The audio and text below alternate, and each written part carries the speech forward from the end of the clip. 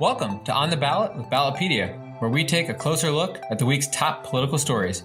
Ballotpedia connects people to politics by providing neutral, nonpartisan, and reliable information on our government, how it works, and where it's headed. I'm Editor-in-Chief Jeff Palais, filling in for our host, Victoria Rose. Today, we're joined by the founder and executive director of Transparency USA, Tracy Marshall. Tracy started Transparency USA in Texas back in 2016, hoping to provide comprehensive information about money in her own state's politics. In the past 7 years, they've expanded their coverage to 12 states and have continued to make their data easier to understand.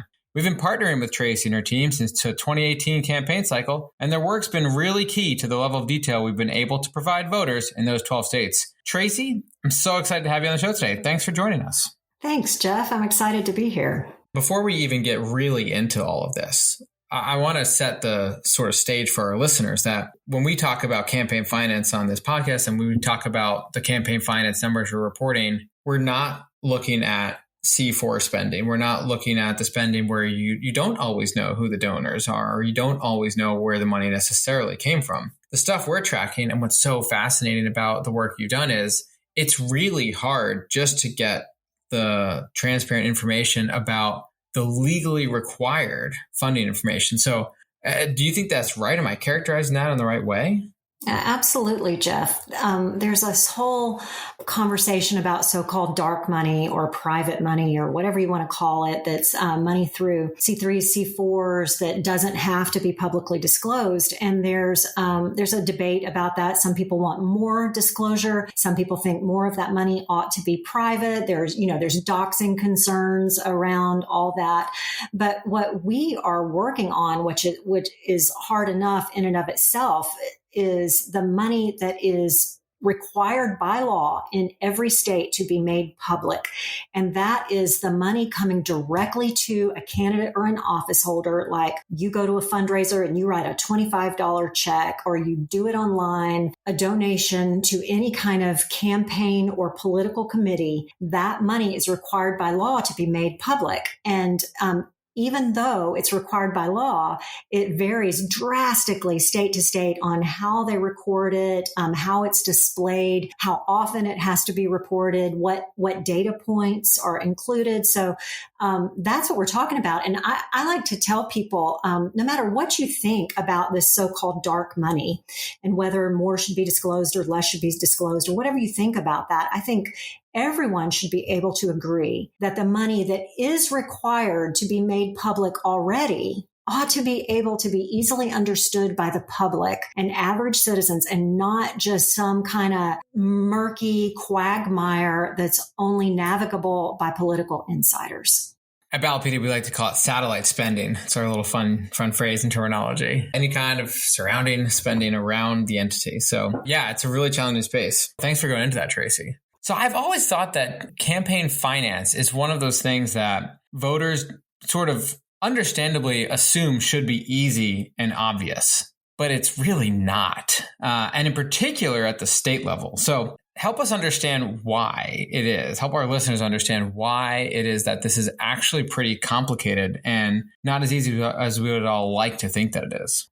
Glad to do that, Jeff. So I like to say that money is one of the most important or has one of the largest impacts on politics, I think second only to ideology, but it's probably the least understood area of politics. And people hear these big numbers thrown around, but there's rarely any context for that. So in fact, that's kind of how we got started, which might shed a little bit of light on the question you're asking. There's a state agency in every state tasked with collecting all the money at the state level. State level campaign finance is the official term for it. But I like to explain it like what we're tracking, what we're looking at is all the money coming in to candidates and office holders, all the money coming into politicians and political action committees or political committees in a state, and then how they're spending it. So we're basically following the money And it sounds like it would be simple, but it can be very confusing, very hard to understand, especially if you're looking from state to state. States all have different accounting systems, how they might handle loans or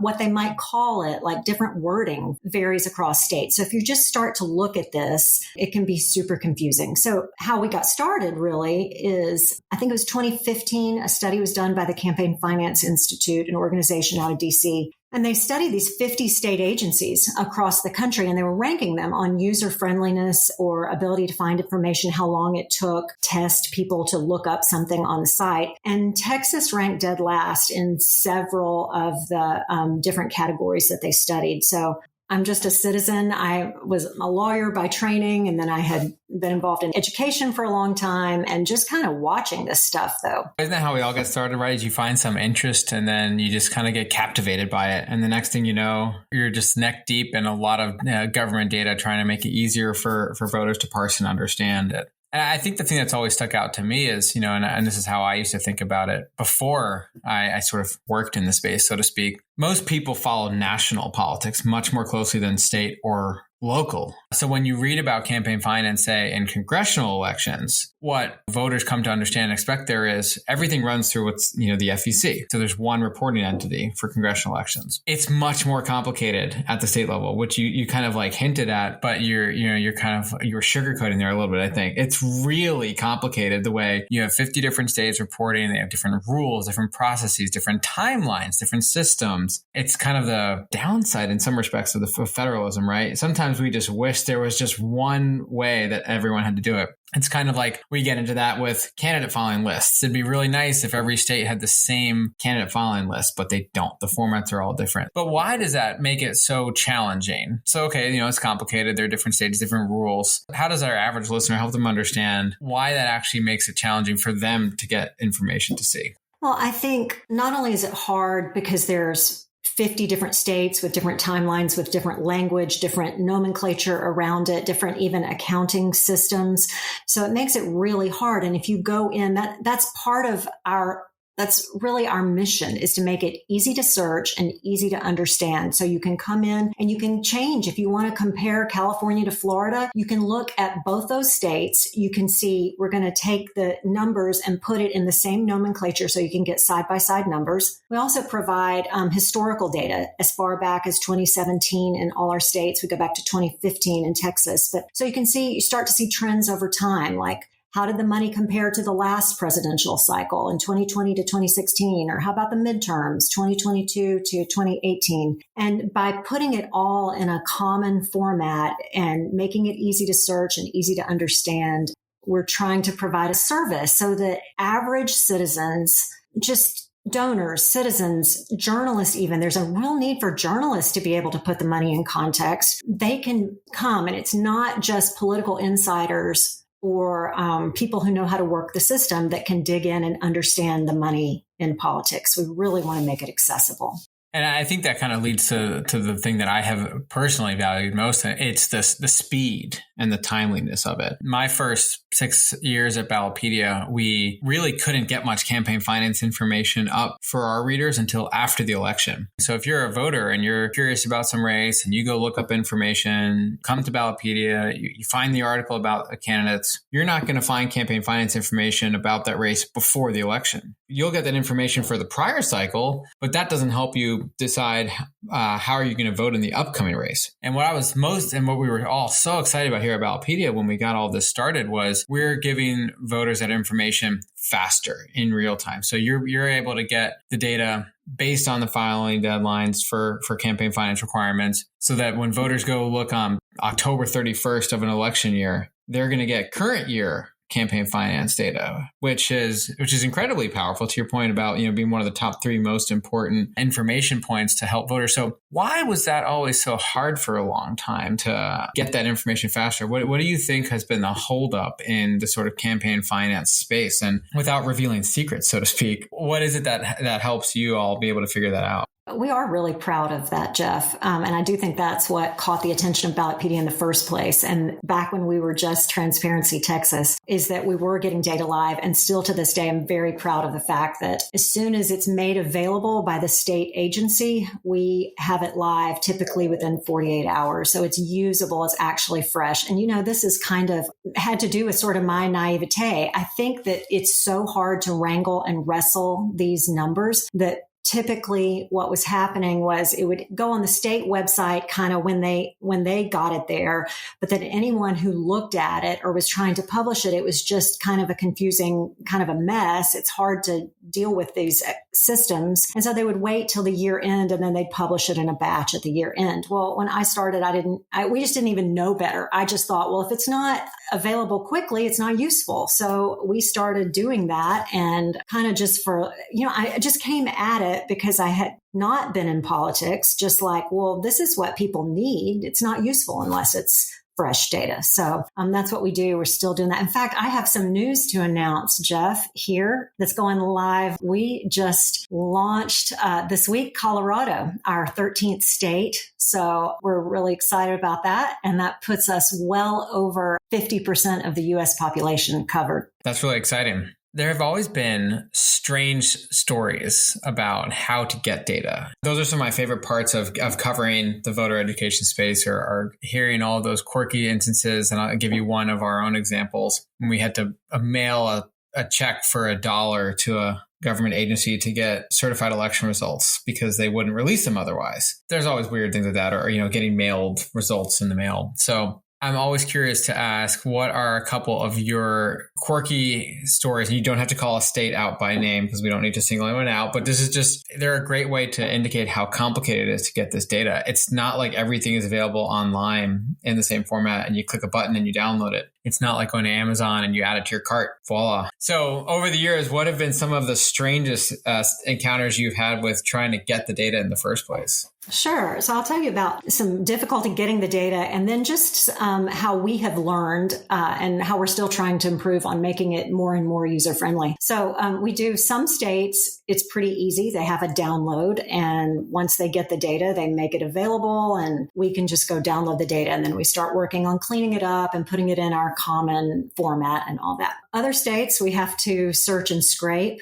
We still have one state, a very major state. I won't call them out, but they send us data on a DVD. We joke that it's still like it's 1998 or something. We get data from them. Not a Blu-ray, it's a DVD. It is a DVD or a CD, whatever. Yeah. Not CD, excuse me, floppy disk. I don't even know the terms anymore. It's a physical object. Yet it is a physical object that they send via snail mail. And because again, it's not just that they all have different formats and filing deadlines, but they all have different state laws that govern it. So in some states, it just says the data has to be available. It doesn't even say it has to be searchable. So we have to ask for the data. And in that case, the only way they'll release it is to send it on that physical disk, snail mail. That's been kind of interesting. There have been times that we've been waiting on a state. We knew they had a filing deadline. We're watching.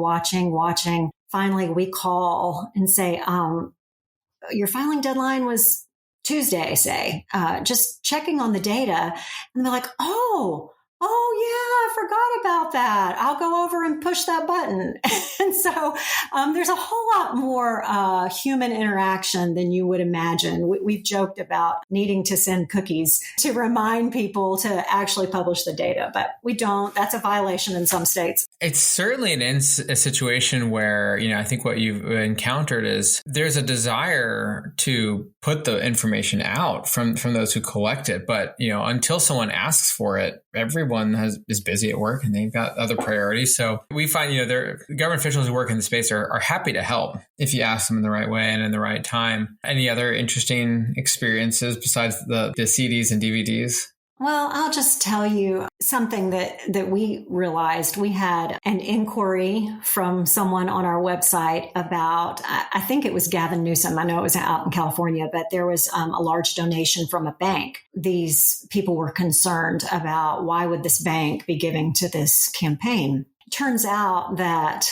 this just goes to show how it's different in every state, but Gavin Newsom's campaign accounts were held at this bank, and those were interest payments from the bank to his account based on just because he had money there, just like any interest on any bank account. But that was a great thing for us to realize. So it really was money coming in from that bank to his account, but it wasn't a typical campaign contribution. It was just interest on existing money in the bank. We had it where you could, if you drilled down on that contribution, you could see that it was an interest payment. But that was a great learning moment for us to realize that we needed to make that kind of data more visible, like top line visible for people coming to the site. So we're just doing that kind of thing all the time, trying to make it easy and obvious for people to understand the money. Got to ask the obvious question that listeners will be thinking right now. Was it Silicon Valley Bank?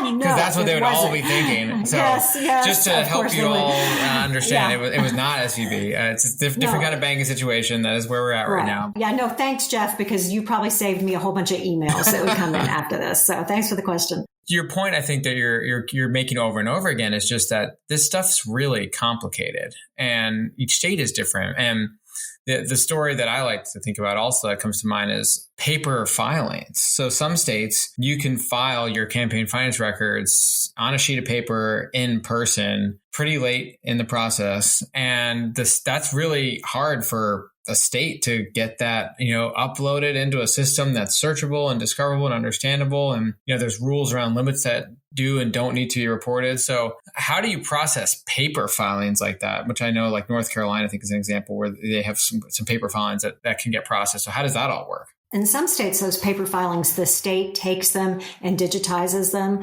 So that helps a lot. In some other states, the way it's put online, like a PDF, we can kind of scan it and extract it. North Carolina is an example, and I can't remember the exact parameters in North Carolina, but if you have contributions below a certain level, you can file paper reports, and they're not in a form that can be scanned. So, and the state doesn't automatically digitize them. So there is a small percentage of donations in North Carolina that we just can't get. So Tracy, ever since you've been doing this, I think what we've found in our work is interest in state and local elections has only been increasing over the years. And I'm curious from the work you've done in the campaign finance space, are you seeing that as well? And how are you seeing that come through?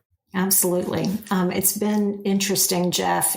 As you know, we started working with Ballotpedia. I think we started in 2016 in Texas, and I believe that Ballotpedia started publishing our data in 2018. And then around 2019, 2020, we started working with you guys, kind of a partnership to add 8 more states to make it 9 states. And so I wish I could say that I had been, clairvoyant or something, but not so. But we got those states online in 2020, and the timing really couldn't have been more better because, of course, everyone knows what happened in 2020 as COVID hit. And all of a sudden people were like, oh, there's something more that I should pay attention to politically than just the drama going on in DC. All of a sudden people cared about what was going on at their state, in their state capitals and with their state government, because they realized, oh, it depends on my state government about whether we're going to have closures or lockdowns or mask requirements and vaccine requirements. And so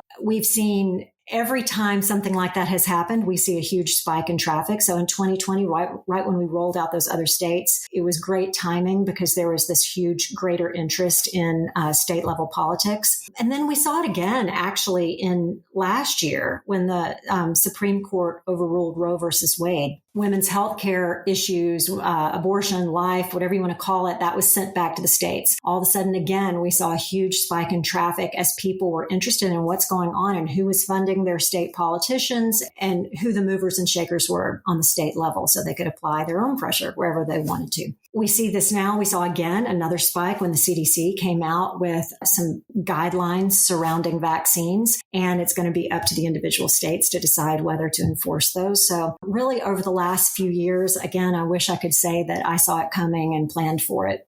We started focusing on state level politics right at a time that there was huge hunger for more information about what was going on at the state level. I think there's something else that's happened in recent years too, Jeff, and that is that we have seen a decrease in the level of trust for mainstream media sources. And so I think people are looking for ways to get nonpartisan, non-biased, just straight up information. And that's certainly what Ballotpedia offers. And that's what we do too. And I think there's just a real hunger there for people to be able to get information for themselves that's non-biased, that's just straight up data, straight up information. They can come to their own conclusions. There's a lot more money flowing into politics in recent years, and it seems like it's coming both to, the official candidates themselves, but also to the organizations that are the satellite groups that are surrounding the candidates. And yeah, it's interesting that with each issue, we see the same thing at Ballotpedia. When issues come up that capture voters' interest, they go running to go find more information about it, because Americans and voters they're curious by nature, and they want more information so they can make up their minds and learn about what matches their values most. So what are you seeing then this year, Tracy? Kind of looking ahead to the rest of 2023. We know what we're excited about, what we've seen. And if you're a listener to the podcast, you've heard us talk about the elections and topics that we think are going to be interesting in 2023. But what are you seeing over in the campaign finance side of things?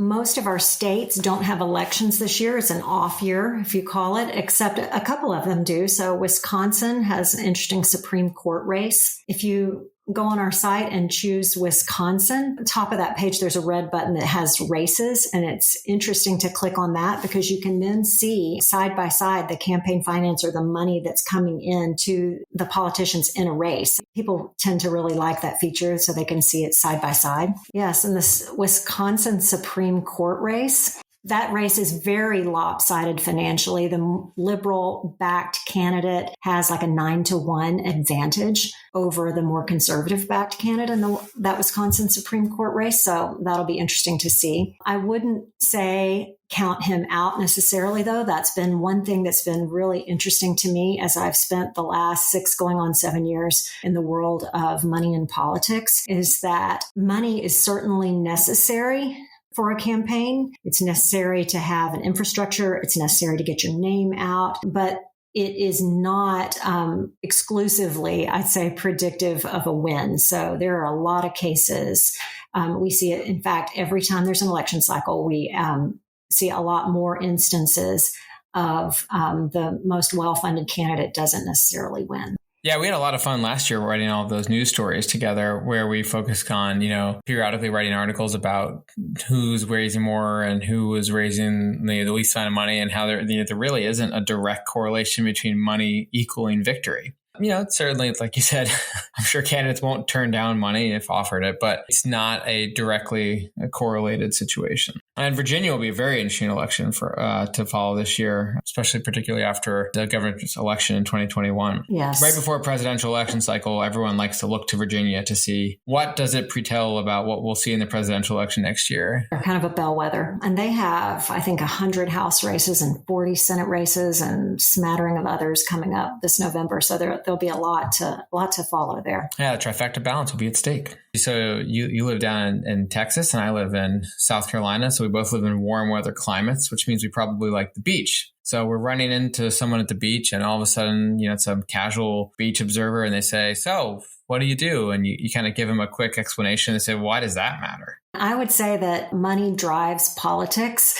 There's an old expression credited to different politicians, but it's that money's the mother's milk of politics. So it's this crucially important aspect of politics, but it's very, very hard to understand. And so what we're doing is that we're making it available so that my new friend on the beach can understand where the money's coming from, who's getting the money, who's giving the money, and then how the money's being spent in a really easy to search, easy to understand way. That's what we're trying to do for more and more people across the country. Well, we love working together, Tracy. So thank you for all your work you do. For our listeners, you can check out Transparency USA's work and learn more about state campaign finance information by clicking the links in our show notes. Make sure you subscribe to On the Ballot wherever you listen to podcasts. I'm Jeff Paulet, and thanks for listening.